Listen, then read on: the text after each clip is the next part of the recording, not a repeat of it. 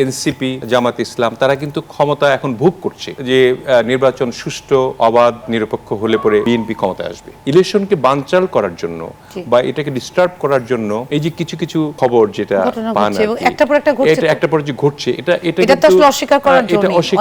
আমি করতে চাই না। অদৃশ্য একটা শক্তি কাজ করছে যে ইলেকশনটা যাতে আরো পিছায়, কারণ ইলেকশনটা হলে পরে এখন যারা ক্ষমতা ভোগ করছে কেন মনে হচ্ছে যে তারা ইলেকশন পিছানোর জন্য কাজ করছে? ইলেকশন পিছানোর জন্য আপনি খুব ভালো স্পষ্টতই বলা যায় যে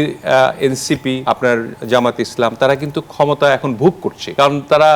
মোটামুটি নির্বাচন হয়ে গেলে তখন তো এখন যে তাদের প্রভাব একটা আপনার পোস্টিং, তারপরে কাজ নেওয়া, কাজ ভাগ করে দেওয়া, এগুলি এনসিপি এবং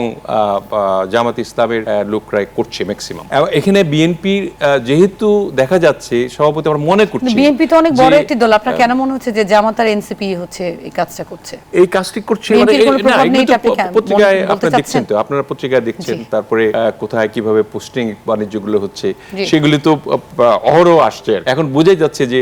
এই ক্ষমতাটা হয়তো তারা চিন্তা করতেছে আমাদের ক্ষমতাটা হ্রাস পাবে যদি নির্বাচনটা হয়ে যায়, তখন তো রাজনৈতিক দল আসবে এবং রাজনৈতিক দলটা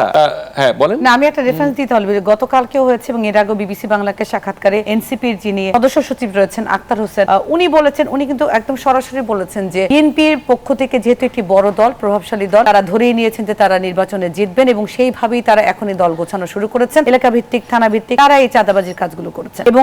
জাতীয় ঐক্যমত্য কমিশনের বৈঠকের পরেও নির্দিষ্ট একটি অভিযোগ এসেছে যে বিএনপি হচ্ছে তাড়াতাড়ি নির্বাচন চান, কারণ তারা জানেন যে তারা নির্বাচনে যে ক্ষমতায় আসতে চাচ্ছেন এবং আবার একই ফ্যাসিবাদী একটি শাসনের দিকে যেতে চাচ্ছেন। এই ধরনের কিন্তু সুস্পষ্ট অভিযোগ তারা করেছেন। আক্তারের মন গড়া কথা বললে তার চলবে না। ধরেন আমি তো মনে করি যে হ্যাঁ, এটা ঠিক যে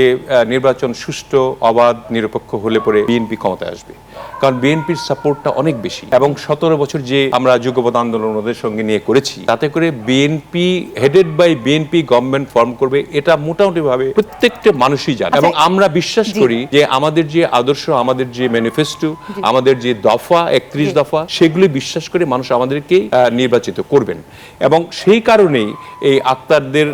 মতো